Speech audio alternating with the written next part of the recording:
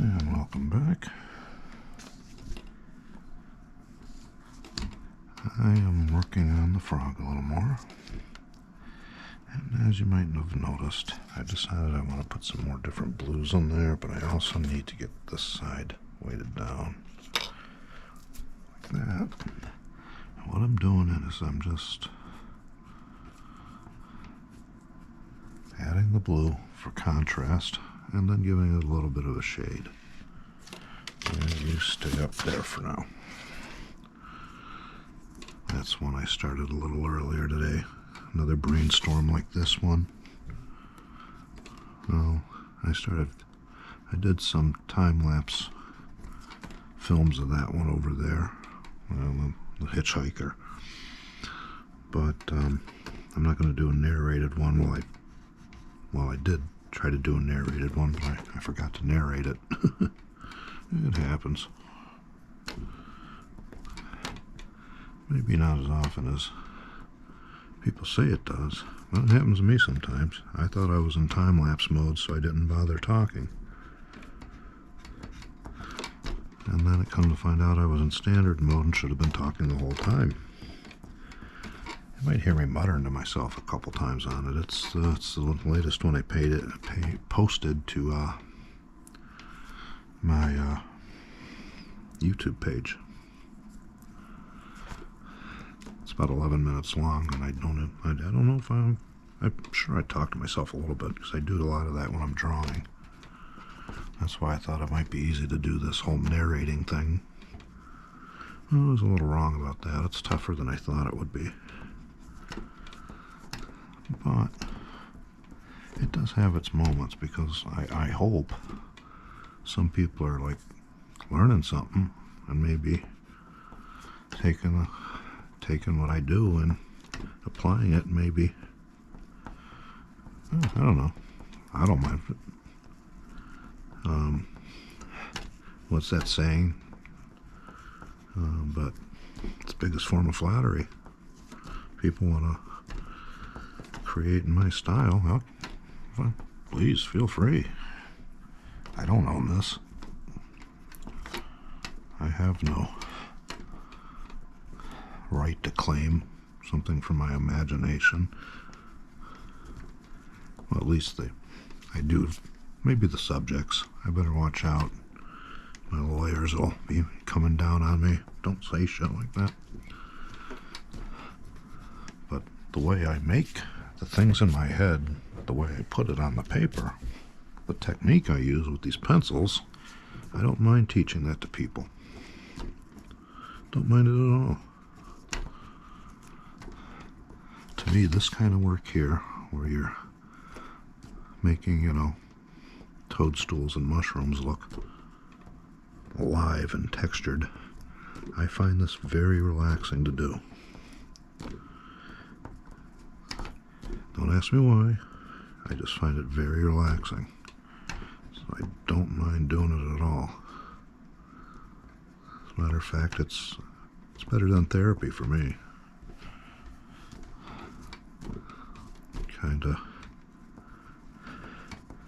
Now, when I was doing in high school, I did a lot of charcoal drawings. A lot of them. Because that was a big thing. And I would get bored with pictures a lot because, well, it was black and white. And then, I can't remember what year it was. I think it might have been my sophomore year. I got a big set of Prismacolors for Christmas. And my whole freaking attitude toward art changed, because I was just completely bored with it, with all the charcoal and pencil drawings. I wanted color, and I didn't like painting, so I really didn't have much choices until these guys came along. And so now, here I am. Well, let's see, sophomore year it was, oh my gosh, 1982. 1982, I was a sophomore in high school. And I think that's the first time that I was introduced to Prismacolor pencils. And I never looked back. haven't gone far. I ended up 3-hour drive away from my hometown after living on the East Coast for 12, 13 years. And now here I am up in Michigan, thinking about moving to Mexico. That's, yeah. But anyway, what I'm doing is, as you see, one of my favorite colors to use, aqua. You can see where I started the texture. You can see the whole pattern, I'm sure. I'm just reinforcing it now, bringing it a little more to life with a little more shadowing and, you know, adding some detail here and there. I mean, this is kind of what they look like in my dreams. Not that I dream about mushrooms too often.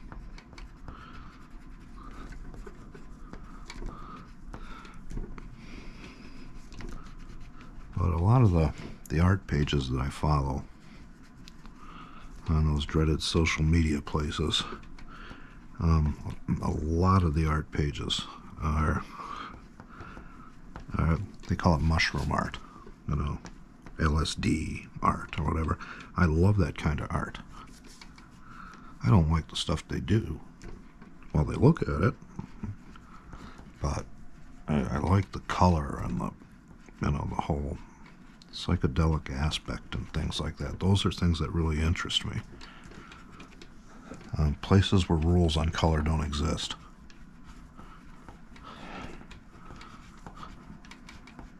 And then, you know, I start ending up with these things. And then,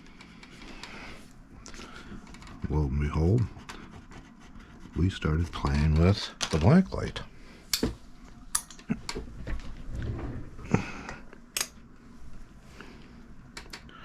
Now, when you get a look at this, that is the blacklight view.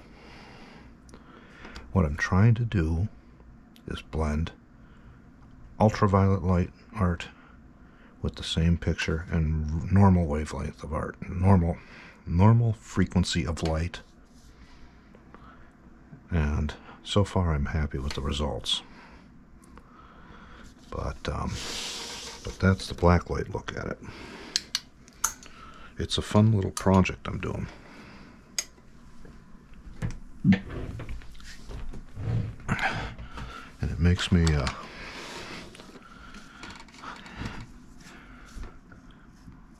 feel like I'm inventing something, even though I know I didn't invent the blacklight poster, and I know I've never seen it before. So people doing that with these pencils, using them in that manner. Yeah. If somebody is, I'm not ripping them off, I just don't know about them.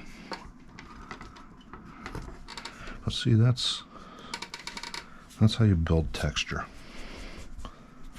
And now, because I want the toadstools to look like they're glowing from the spots and glowing from under.